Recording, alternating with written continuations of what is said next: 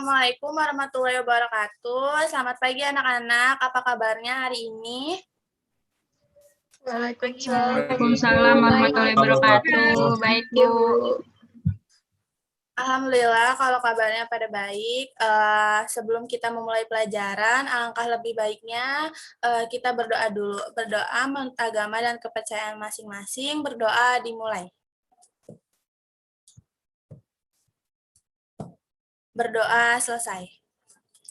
Baik, yang belum on kamera, dimohon untuk on kamera terlebih dahulu ya.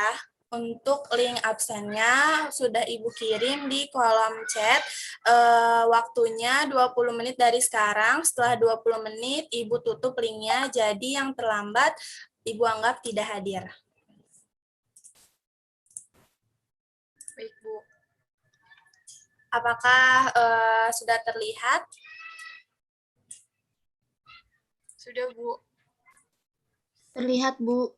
Materi pembelajaran hari ini pertemuan keempat. Sebelumnya materi sudah Ibu kirimkan di Google Classroom untuk bahan ajar kalian sebelum memulai pelajaran. Jadi pasti kalian sudah baca duluan ya.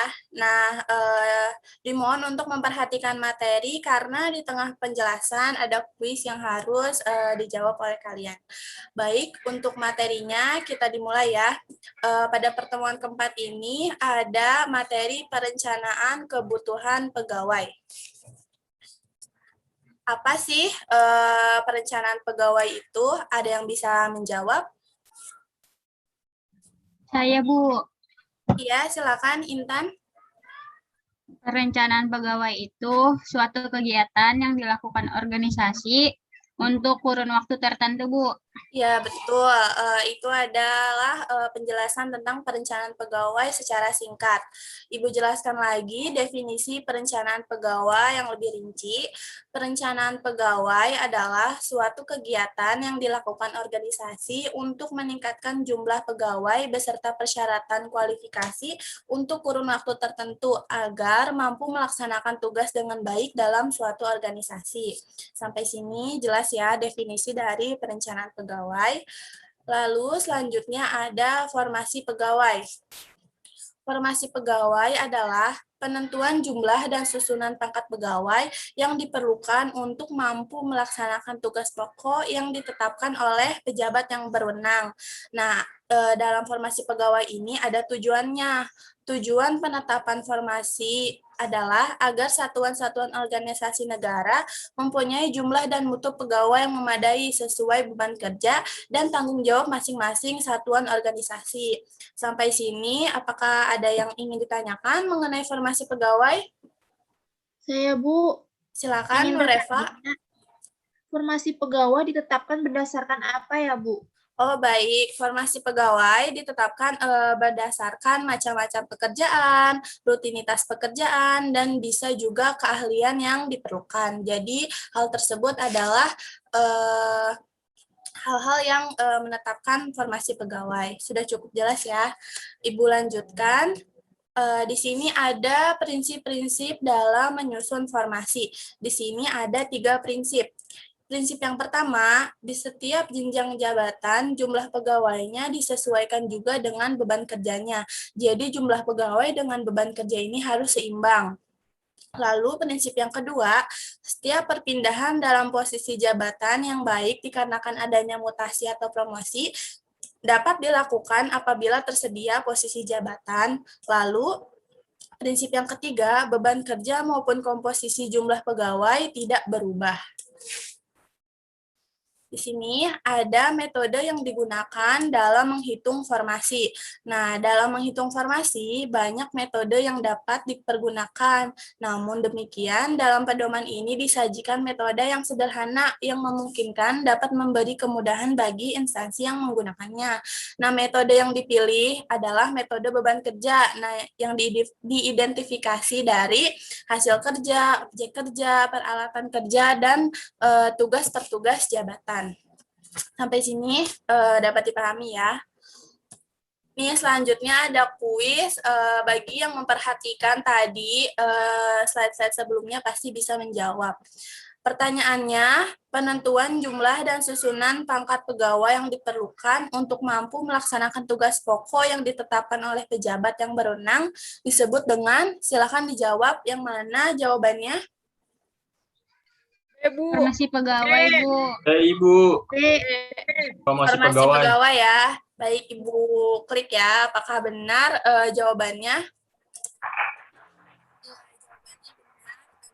Formasi pegawai. Jadi penjelasan yang tadi merupakan definisi dari formasi pegawai.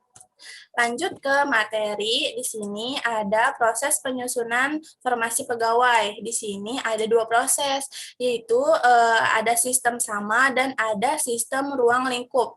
Nah, sistem sama, sistem yang menentukan jumlah dan kualitas pegawai yang sama bagi semua unit organisasi yang sama, dengan tidak memperhatikan besar kecilnya beban kerja. Jadi, di sini semua sama rata ya, antara jumlah dengan beban kerja yang diberikan. Lalu ada sistem yang kedua, yaitu sistem ruang lingkup. Nah, sistem yang digunakan untuk menentukan jumlah dan kualitas pegawai yang ditentukan berdasar jenis, sifat, dan beban kerja sesuai unit organisasi. Jadi, dalam sistem ruang lingkup ini, pembagiannya terbagi atas kualifikasi-kualifikasi tertentu. Selanjutnya, ada faktor yang mempengaruhi formasi pegawai. Di sini ada jenis pekerjaan, sifat pekerjaan, lalu ada peralatan yang tersedia. Yang pertama ada jenis pekerjaan.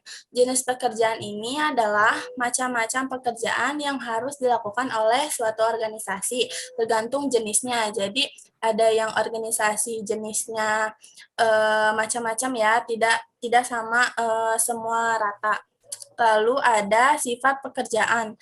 Nah, sifat pekerjaan yang mempengaruhi penetapan formasi lamanya waktu yang digunakan untuk melaksanakan pekerjaan tersebut. Jadi sifatnya ini tergantung dari pekerjaan tersebut. Lalu yang ketiga ada peralatan yang tersedia. Peralatan yang tersedia diperkirakan akan tersedia dalam melaksanakan tugas pokok mempengaruhi penentuan jumlah pegawai yang diperlukan. Jadi peralatan juga harus diperkirakan apakah memenuhi tugas pokok atau tidak. Lalu masih dengan yang sama, yaitu faktor yang mempengaruhi formasi pegawai. Selanjutnya ada prinsip pelaksanaan tugas, kemampuan keuangan, dan jenjang dan jumlah pangkat pekerjaan. Dalam prinsip pelaksanaan tugas, prinsip pelaksanaan pekerjaan sangat berpengaruh dalam menentukan formasi. Misalnya, apabila ditentukan bahwa membersihkan ruangan dan merawat pekerjaan harus dikerjakan oleh satuan organisasi yang bersangkutan, maka harus diangkat pegawai untuk menjalankan pekerjaan itu. Jadi sesuai yang tadi Ibu bilang, pekerjaannya harus sesuai dengan prinsipnya. Lalu selanjutnya ada kemampuan keuangan. Dalam menetapkan formasi, faktor kemampuan keuangan adalah faktor yang paling penting yang harus selalu diperhatikan, karena keuangan ini bisa memenuhi peralatan yang tersedia. Lalu ada faktor yang terakhir, yaitu jenjang dan jumlah pangkat pekerjaan. Jenjang, jumlah, dan jabatan yang tersedia dalam masing-masing satu organisasi harus selalu diperhatikan dalam menentukan formasi, sehingga dengan demikian dapat dipelihara piramida kepangkatan dan jabatan yang sehat. Sudah cukup jelas ya faktor-faktor yang Ibu sudah jelaskan. Selanjutnya ada kuis. Dari slide-slide sebelumnya, nah pertanyaannya, dalam slide yang telah dijelaskan, ada berapa faktor yang mempengaruhi formasi pegawai? Ada 8, 7, 6, atau 5? Silakan dijawab. 6, Bu. Ibu. 6. Ada 6 ya. Kita lihat apakah jawabannya betul. Ya, jawabannya betul.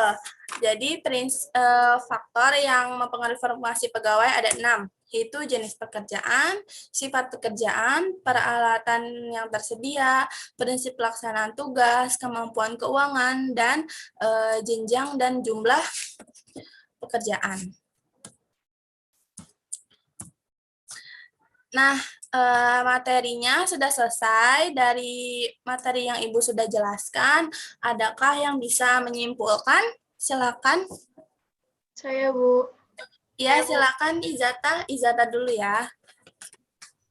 Perencanaan pegawai adalah suatu kegiatan yang dilakukan oleh organisasi untuk kurun waktu tertentu, Bu. Iya, betul. Itu kesimpulan dari perencanaan pegawai. Ada lagi yang bisa menyimpulkan? Saya, Bu. Ya, silakan Fani. Jadi formasi pegawai itu adalah penentuan jumlah dan susunan pangkat pegawai. Ya, itu masuknya dari definisi formasi pegawai ya. Ibu jelaskan kesimpulan lebih lengkapnya. Jadi kesimpulan dari materi kita hari ini adalah perencanaan pegawai adalah suatu kegiatan yang dilakukan organisasi untuk meningkatkan jumlah pegawai beserta persyaratan kualifikasi untuk kurun waktu tertentu. Formasi pegawai adalah penentuan jumlah dan susunan pangkat pegawai yang diperlukan untuk mampu melaksanakan tugas pokok yang ditetapkan oleh pejabat yang berwenang. Tujuan penetapan formasi adalah agar satuan-satuan organisasi negara mempunyai jumlah dan mutu pegawai yang memadai sesuai beban kerja dan tanggung jawab masing-masing satuan organisasi. Itu adalah kesimpulan dari materi kita hari ini, yaitu perencanaan kebutuhan pegawai. Nah, sebelum penutupan, ada penugasan individu. Membuat contoh perencanaan mengenai kebutuhan pegawai yang baik dan tepat. Tugasnya dikumpulkan melalui Google Classroom, lalu tenggat waktunya yang diberikan adalah 1 minggu. Jadi minggu depan tugasnya harus sudah selesai. Pada pertemuan selanjutnya tugasnya harus sudah selesai. Jika tugasnya terlambat dikumpulkan, maka ada pengurangan nilai ya. Jadi sebisa mungkin tugasnya diselesaikan tepat waktu, lalu tugasnya bersifat individu. Jadi tidak ada kerjasama atau kelompok ya. Ini individu akan Ibu cek satu-satu, dan jika ada yang ketahuan menyalin tugas temannya, maka ada pengurangan nilai baik yang menyalin atau yang memberikan salinannya. Sampai sini paham ya tugasnya? Paham, Bu. Bu. Paham, Bu. Baik, terima kasih. Terima kasih untuk yang sudah mendengarkan, tanya jawab, yang diskusi, lalu yang sudah on kamera. Jangan lupa mengisi link absen. Sampai bertemu di pertemuan selanjutnya dengan tugas yang sudah selesai.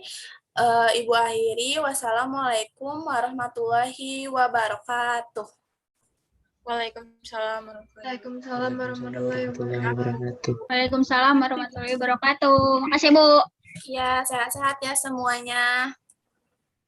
Terima kasih, Bu.